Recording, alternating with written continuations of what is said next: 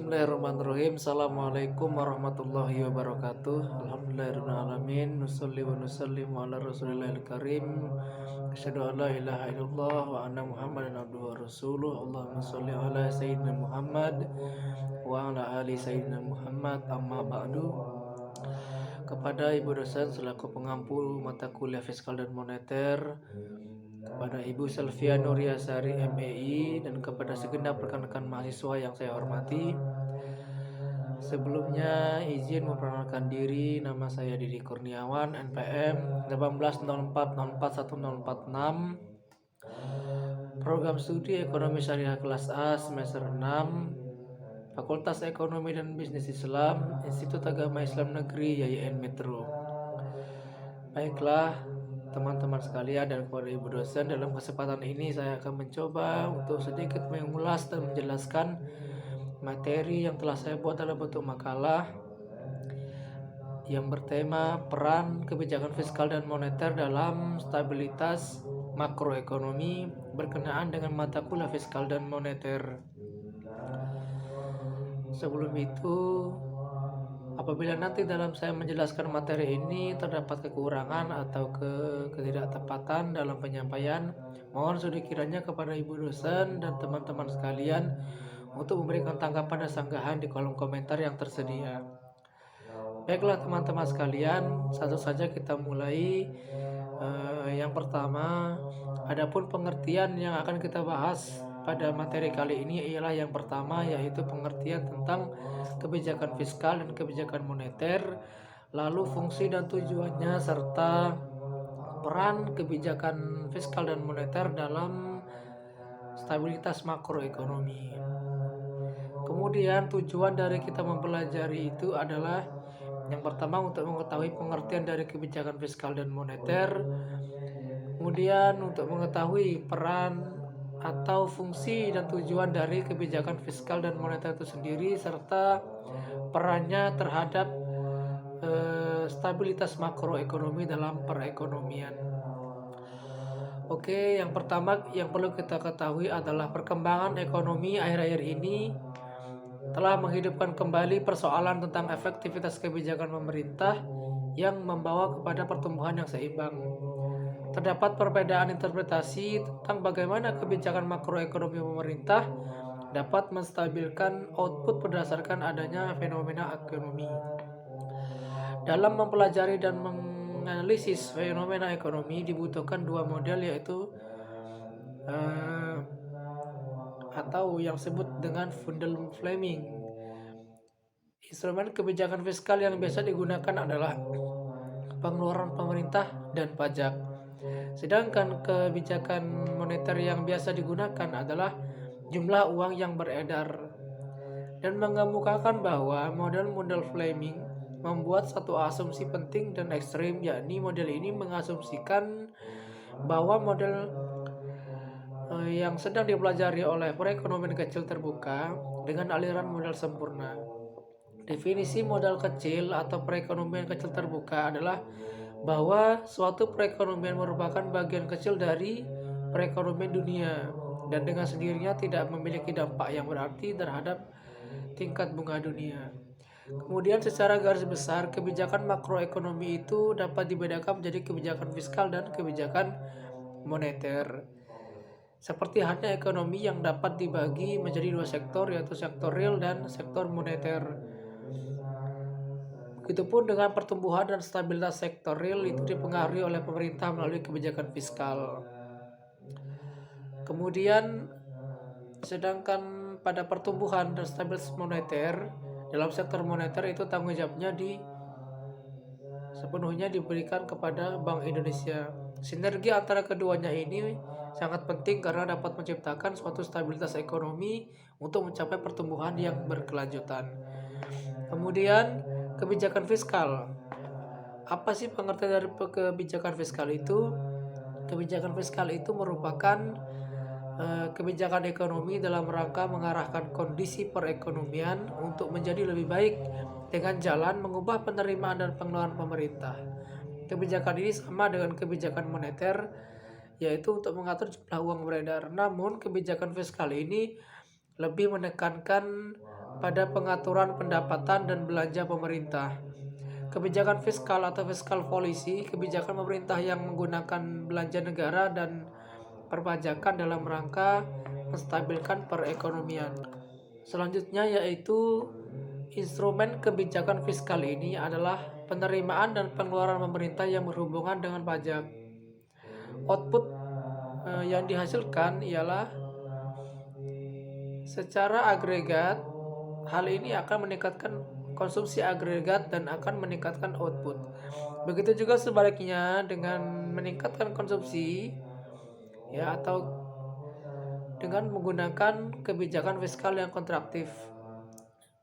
Kebijakan fiskal yang kontraktif itu ialah dengan cara menaikkan pajak, dapat juga dengan cara menurunkan pengeluaran pemerintah, tentunya akan mengurangi output.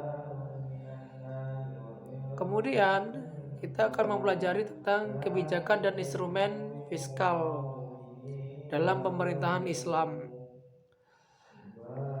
Jadi kebijakan fiskal ini sudah ada sejak zaman Rasulullah dan para sahabat hingga abad pertengahan.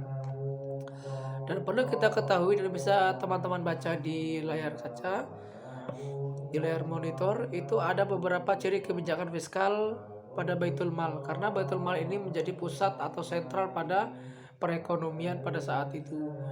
Adapun ciri kebijakan fiskal pada Baitul Mal di zaman Rasulullah dan para sahabat adalah sebagai berikut. Yang pertama yaitu sangat jarang terjadi defisit. Anggaran defisit itu yaitu terjadinya peningkatan pengeluaran melebihi tingkat pendapatan. Kemudian yang kedua, sistem pajak proporsional. Apa itu sistem pajak proporsional atau proportional tax? Ialah salah satu kontribusi Islam dalam instrumen fiskal. Teman-teman bisa memahami nanti di layar monitor. Selanjutnya, besarnya rate kharaj ditentukan berdasarkan produktivitas lahan, jadi bukan berdasarkan pada zona. Kemudian berlakunya regressive rate untuk zakat peternakan.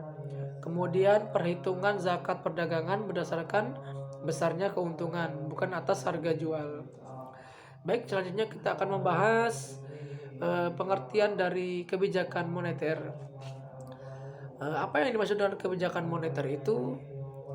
Kebijakan moneter adalah kebijakan yang diambil oleh pemerintah, bank sentral, dan otoritas moneter yang pada dasarnya merupakan suatu kebijakan yang bertujuan untuk mencapai keseimbangan internal, pertumbuhan ekonomi yang tinggi, seperti itu, juga stabilitas harga, pemerataan bangunan, dan keseimbangan eksternal yang meliputi keseimbangan neraca pembayaran, serta tercapainya tujuan ekonomi makro, yakni dengan menjaga stabilisasi ekonomi yang dapat diukur dengan kesempatan kerja, kestabilan harga, serta neraca pembayaran internasional yang seimbang melalui pengaturan jumlah uang yang beredar dan suku bunga.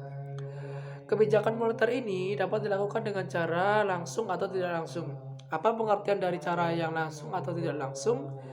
Yang pertama, pengertian moneter yang dapat dilakukan dengan cara langsung ialah di mana kebijakan pemerintah langsung turut atau pemerintah ini langsung turut ikut campur dalam hal peredaran uang atau kredit perbankan. Sedangkan kebijakan moneter tidak langsung adalah kebijakan di mana hanya dilakukan oleh bank sentral dengan cara mempengaruhi kemampuan bank-bank umum untuk memberikan kredit. Nah, teman-teman, perlu kita ketahui bahwa kebijakan moneter itu terbagi menjadi dua. Yang pertama yaitu kebijakan moneter ekspansif atau monetary expansive policy.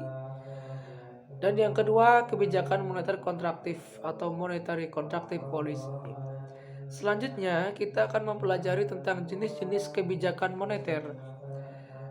Jenis-jenis kebijakan moneter ini dapat meliputi pada instrumen moneter konvensional dan instrumen moneter Islam.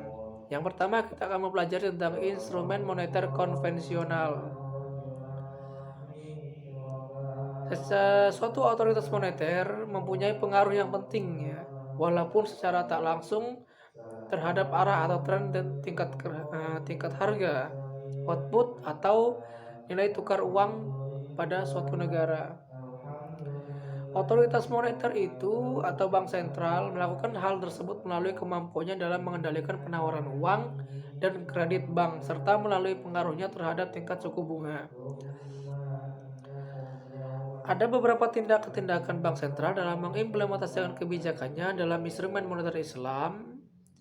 Bank sentral tersebut dalam melakukan implementasi kebijakannya mempunyai 4 macam instrumen alat atau alat utama, yaitu yang pertama operasi pasar terbuka atau OPT, atau dalam bahasa Inggrisnya disebut dengan Open Market Operation. Jadi OPT ini adalah suatu kebijakan dalam rangka mengendalikan jumlah uang yang beredar dengan menjual surat berharga pemerintah atau government securities. Kemudian yang kedua yaitu fasilitas diskonto atau discount rate. Fasilitas diskonto ini adalah pengaturan jumlah uang yang beredar dengan memainkan tingkat bunga pada bank sentral dan pada bank umum. Kemudian yang ketiga adalah rasio cadangan wajib atau reserve requirement ratio. Rasio cadangan wajib ini adalah mengatur jumlah uang yang beredar dengan memainkan jumlah dana cadangan perbankan yang harus disimpan pada pemerintah.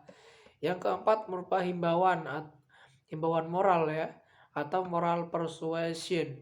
Himbauan moral yaitu kebijakan moneter untuk mengatur jumlah uang beredar dengan jalan memberi himbauan kepada pelaku ekonomi. Contohnya seperti menghimbau perbankan, pemberi kredit untuk berhati-hati dalam mengeluarkan kredit, untuk mengurangi jumlah uang yang beredar, dan menghimbau agar bank meminjam uang lebih banyak kepada bank sentral dengan tujuan untuk memperbanyak jumlah uang yang beredar pada perekonomian. Kemudian instrumen moneter dalam